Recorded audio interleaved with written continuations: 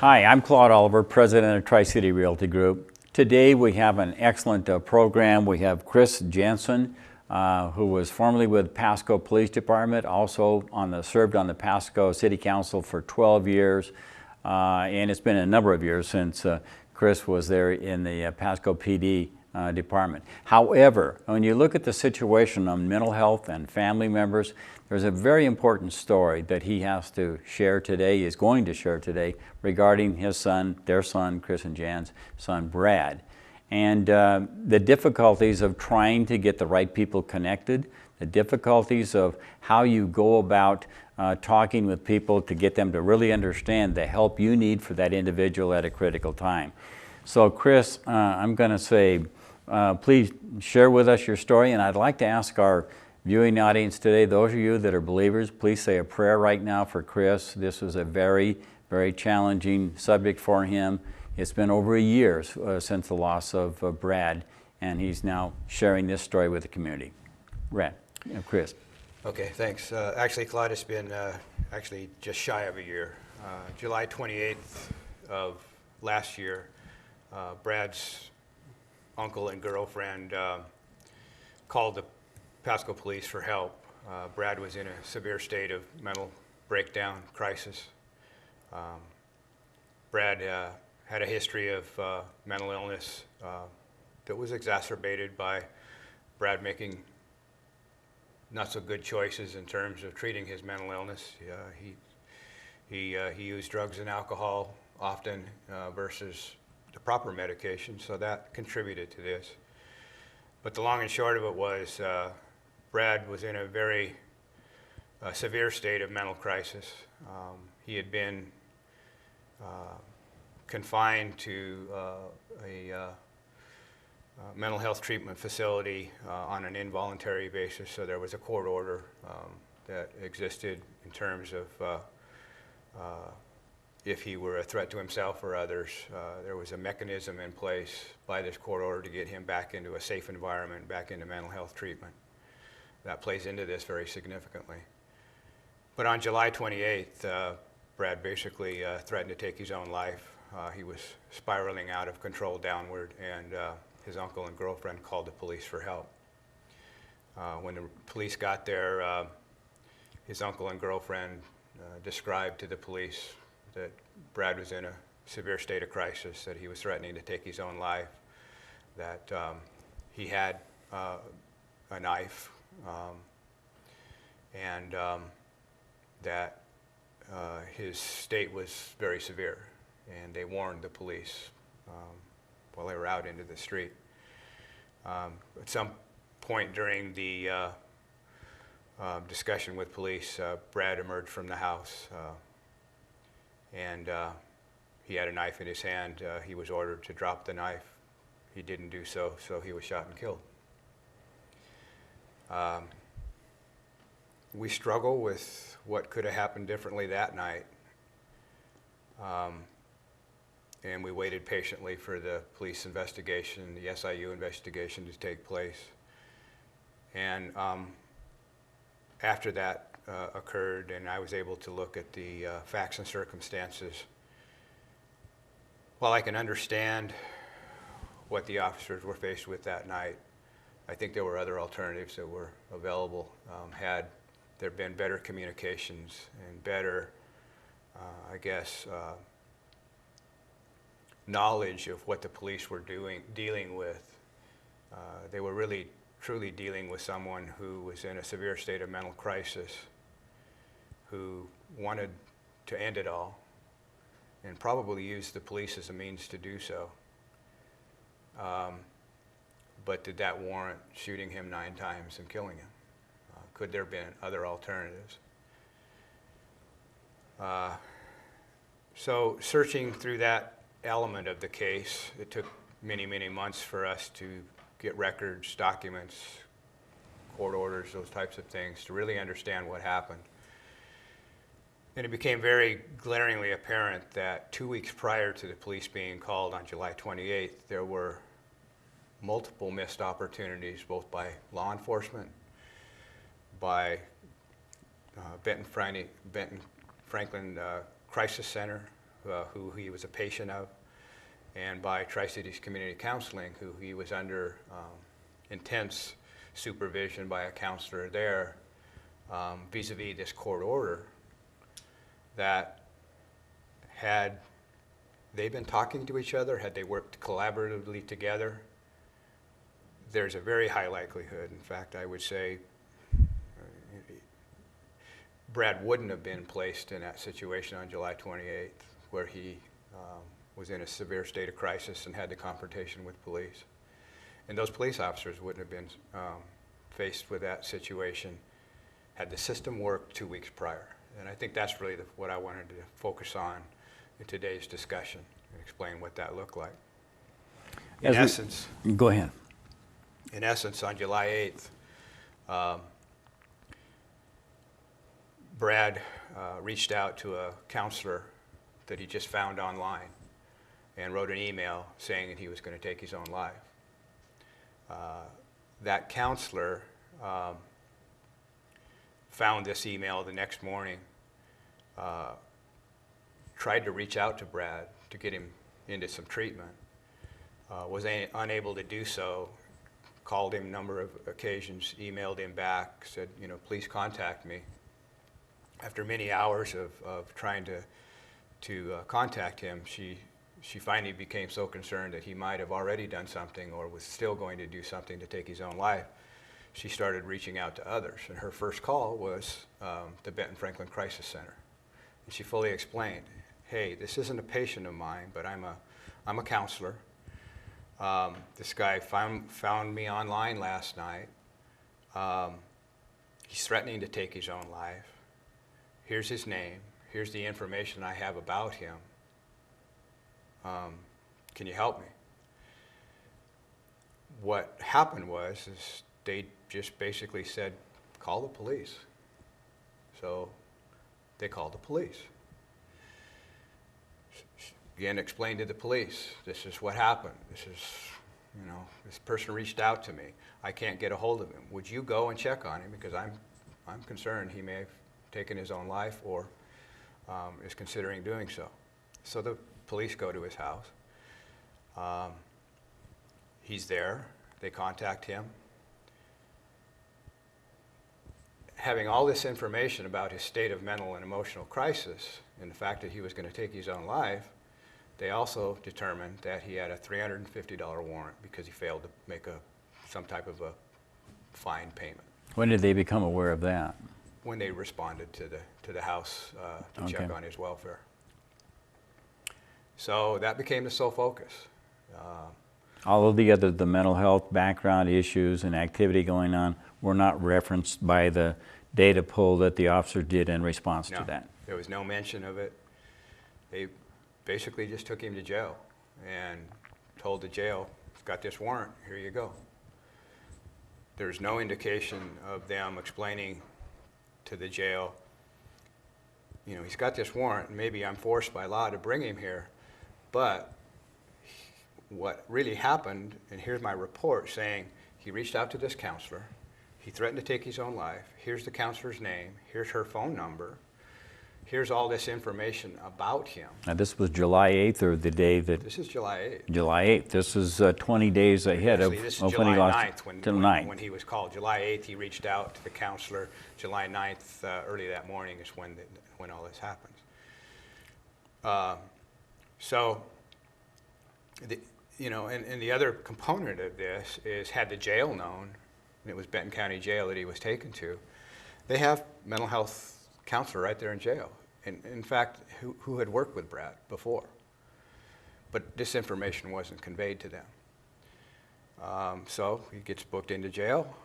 The next day he goes to court. The judge says, you got this fine you haven't paid. Are you working? He says he is. Can you pay it? Yeah. So the judge just lets him out, said, see you next week. You know, make your payment and all this goes away. Nobody focused on the fact that he was in a severe state of mental crisis, and that was continuing to spiral downward. So that piece, the court system failed. The police intervention failed. The jail component of this failed because they weren't talking to each other in terms of, yeah, maybe he's got this $350 fine, but what's more important, 350 bucks or the fact that this guy is under a court order for severe mental crisis? And Who had issued the court order? pardon me? Who had issued the court order? It was through the Benton County. It's the, I'm not actually sure of who it was by name or association, but it took us as a family many, many years to get this court order because it's very difficult to involuntarily place somebody into mental health confinement if they don't want to go. So we had accomplished that the previous year or so. Over several years. Over several years. Working to make that happen. He was involuntarily confined into treatment, showed progress when he was in confinement, so they let him out. But he was let out on what's called an LRA, least restrictive alternative. And that is where the judge says, you've made good progress being confined. You stay on your medications, we're going to assign you a counselor, we're going to monitor your progress. And if you stay on your medications, you're not a threat to yourself or others, we're going to leave you in the community. But if you digress, we're going to put you back into mental health. Well, clearly he had digressed. And that court order was in place. And had any one of those three components talked to one another and recognized there was this LRA and gotten a hold of his counselor, that counselor should have immediately called the judge. He should have been placed back in mental health confinement. And July 28th, when he was shot and killed, wouldn't have happened. So that's really where the focus of this has got to be. But I want to get to another component of this, is when he was, on July 9th, when he was brought in for the $350 failure to pay fine warrant, I became aware of it. I'm just going to say one thing for the viewer. You're arrested, you're rebooked, you have added dollars going against your record now as a result of being posted, and you're back in jail again. Very debilitating, very hard to understand. Fines on top of the fines on top of the fines. It's a fact of life. Yeah, and for these people who suffer from a true mental illness state, you know, they don't understand, they don't want that, but that's very important to them, very compelling to them in terms of it's just another burden that's been added to their state of mental crisis that oftentimes they can't deal with, and that was what was happening with Brad. So at any rate, getting back to, you know, when I became aware of this on July 9th, quite frankly, I was kind of glad that he had this warrant, and in my mind I was thinking, okay, he's in custody, he's at least in a safe environment. We know by talking to family members, I found out some information that they had found a noose in the garage on July 8th, so apparently he had tried to take his own life. There was this note that he sent to this counselor that he wanted to take his own life. There was a Facebook posting. So investigating all of this on July 9th and finding out all this information, I quite frankly thought, this is going to be easy. I'm going to merely call his counselor, explain all of this, and they'll get him immediately placed back into mental health. Because it had taken so long to get this court order, it was, in having that in place, I thought this is going to be relatively simple in terms of getting him back into a safe environment. And that's the next component of this that broke down, because I got on the phone. Turns out his counselor was on vacation, but I left voicemail messages.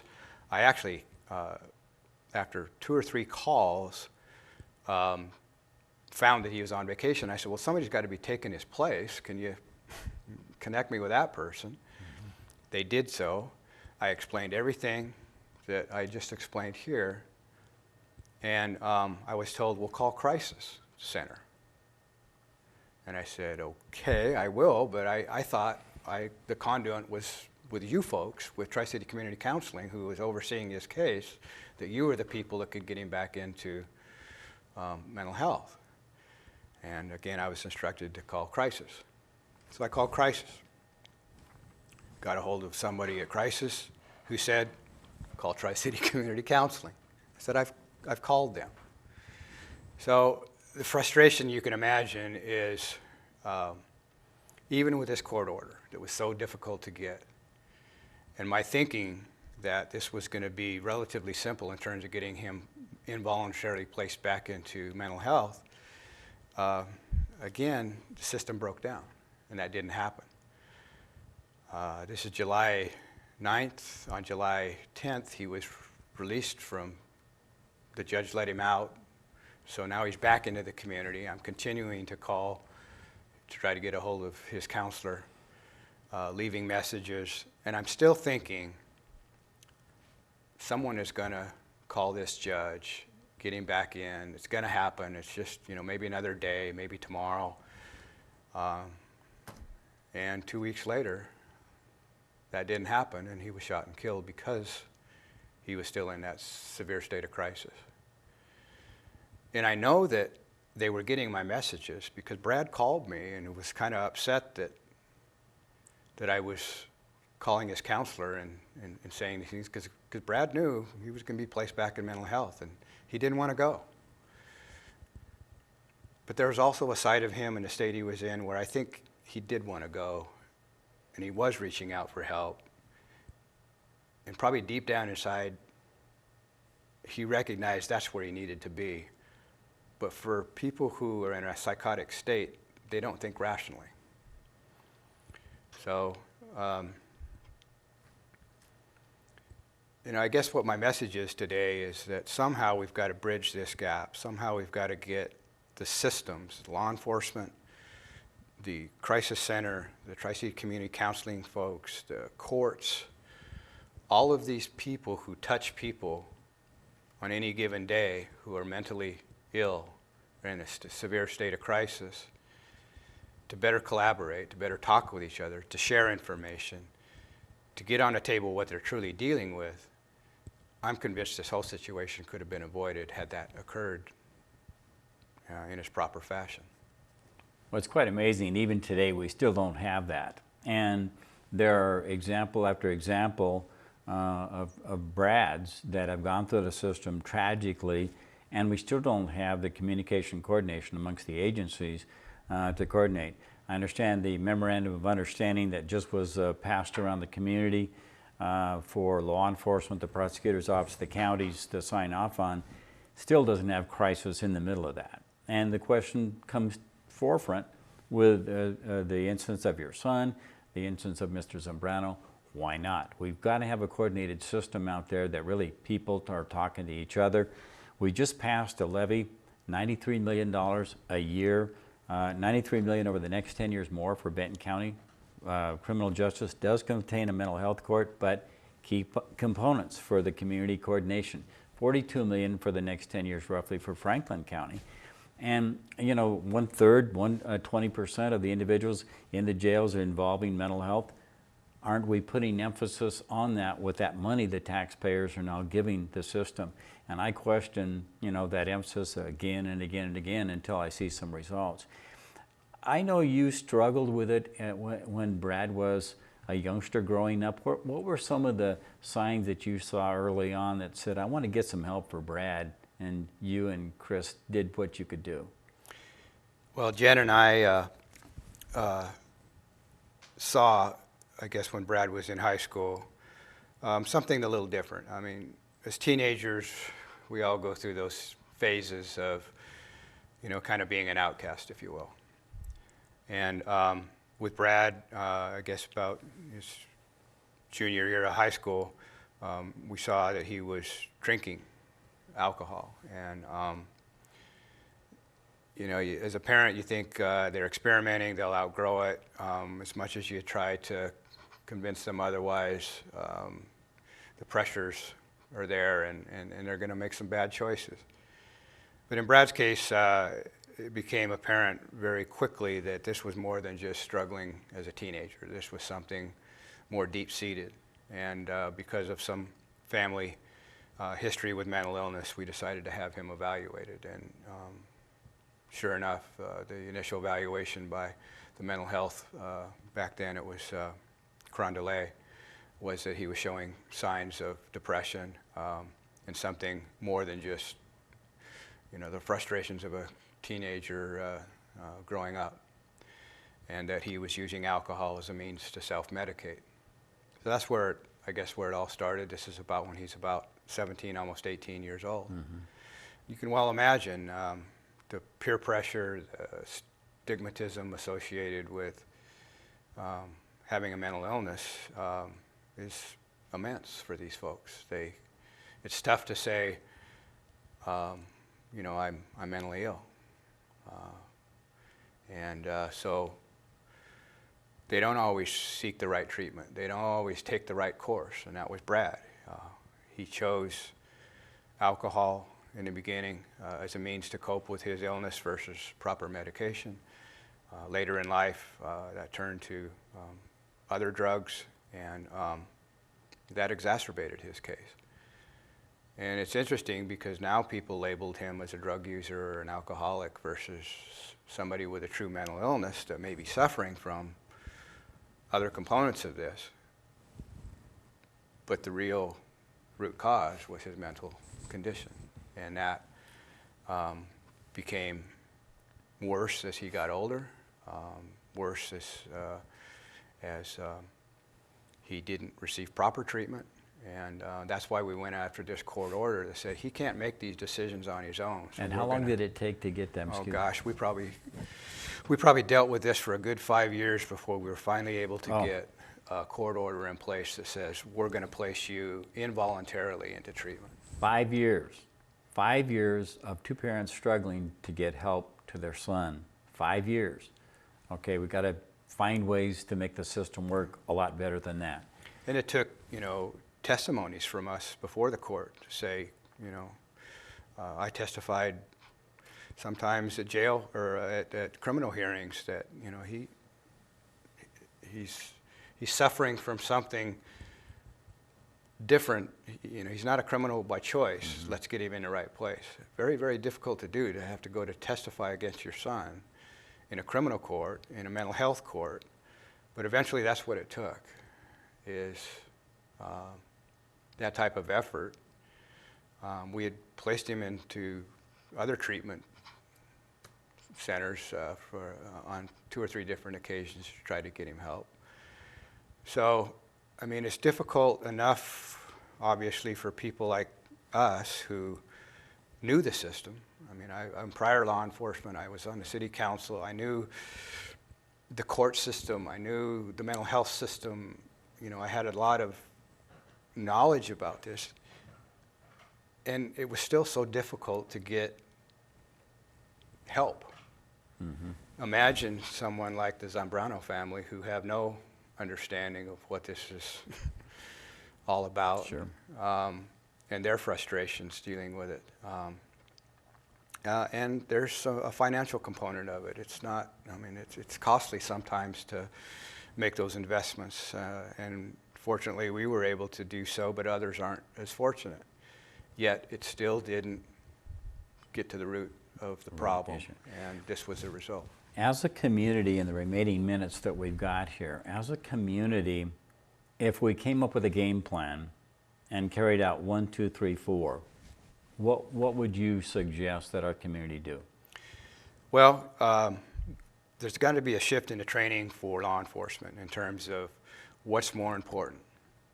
When that officer was called there that day on July 8th, his focus became a failure to pay fine of $350 versus I was called here by a mental health counselor because this guy was going to take his own life. That's where the focus should have been. What do I need to do to get him help? I'm going to get a hold of crisis. I'm going to tell the jail that maybe I got to take him there by law. I'm forced to do so, but hey, he threatened his own life. The jail,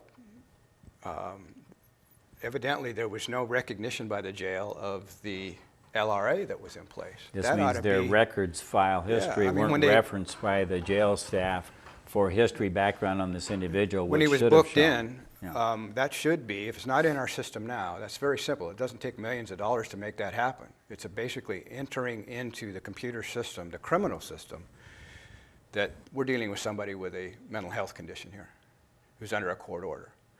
That would have probably prompted them to call up crisis and say, hey, we just got Brad booked into jail for this $350 fine, but you need to know he was called by a counselor. He reached out. He's trying to take his own life. That would have tripped the next part of this that says, get a hold of the family. What's going on? Well, we found a noose in the garage. You know, all these things that if we properly communicate and work together could have been made known to the right people to get him back into mental health 2 weeks prior to July 28th when he was killed. And there's a memorandum of understanding that just was signed off by law enforcement in the counties, and it would appear that there needs to be a memorandum of understanding for the full community dimension of the issues and responses that you're outlining here that Brad desperately needed to have save his life from the system. Well, until, you know, the law enforcement component of this obviously has a big role, because when people are in a severe state of crisis, they're going to act out. They're going to act irrationally. They're probably even going to be committing crimes. So it's logical that police are generally going to be the first responder. How you deal with that situation when you get there. Are you truly dealing with a criminal, someone who chooses to be a criminal, or are you dealing with somebody who is mentally ill and who doesn't understand perhaps each and every one of your commands, who might have a knife, a rock, who might be trying to take their own life and unsuccessful in doing so and want that officer to do it for them. And we see that in Brad's case. I've seen and read that in the Zambrano case. And so we've got to ask ourselves, the community, is when law enforcement is faced with that, is it acceptable to resort to immediate deadly force, or are there other alternatives that should be available? Let's get mental health people in there. Let's get crisis people in there. Let's get people who can help diffuse the situation rather than it escalating to a situation where the use of deadly force is necessary. I mean, when you pick this case apart, there's just many elements of it that any one of them might have saved Brad's life. Well, Chris, you've shared a very compelling story. Please share our regards and thoughts for Jan and everything that you have gone through to try and make it right, make it better. And let's resolve from this program today forward, and you have by coming out, that we can make this a better community. I'm Claude Oliver, President of Tri-City Realty Group, and this is About Community Matters.